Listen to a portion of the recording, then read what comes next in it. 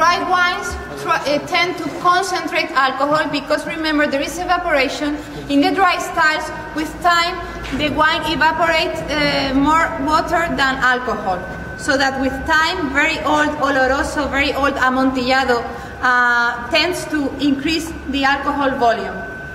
The opposite effect happens with the sweet wine. Because it's so thick, so dense, it evaporates more alcohol than water, it becomes thicker, and with time it loses alcohol. Very old PX is at a low level of alcohol. You've heard of the type of oak, American oak, old, the older the better. The size is between 500 and 600 liters. We count in arrobas, like the act symbol on emails. One arroba is 16 liters of must or of wine. We now speak of the aging system.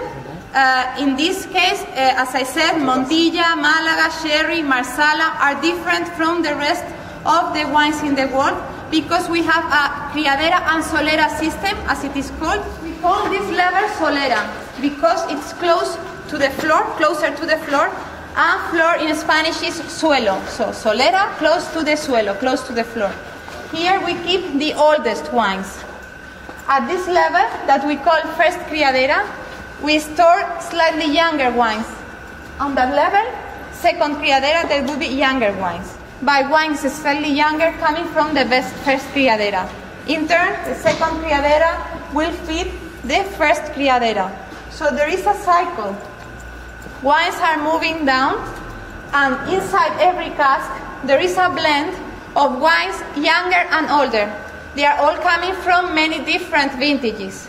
The advantage of the system is that the quality is always the same because the character here is given by the Solera, by the old wines in the system. Let's say in the example, a 3-year-old wine can be bottled as a 3-year-old Fino, for instance, or can be the latest Criadera in another group of casks so that we continue aging and get and reach a level of 6-year-old Fino, which in turn can continue aging. The moment of bottling is the moment the cellar master decides.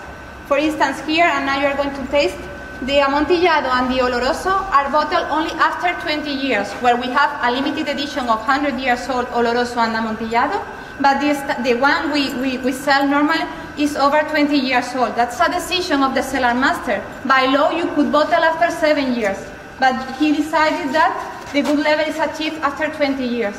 And wines are alive, like people, and same as a child is growing and sometimes sort of stop, and then in 1 year, a boy who was this tall becomes this tall. The same happens with wine.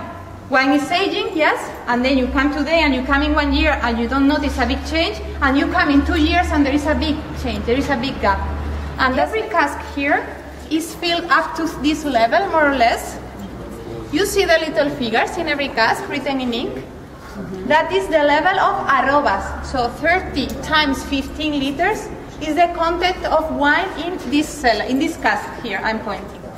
The overall capacity is more, it's maybe 35, 36. So there is some empty space here for the oxygen, for the air. If this cask is Fino, and it is, I know, at this height, there is a layer of yeast. And the wine aging below yeast is becoming Fino. It's aging as Fino. When the yeast dies, as it goes down, it goes in the bottom of the cask, and then the Fino gets in touch with the air here, with the oxygen here, and it starts an oxidative process, a second phase, in this case, of oxidative aging, the way Olorosos age. The result of that double aging is Amontillado.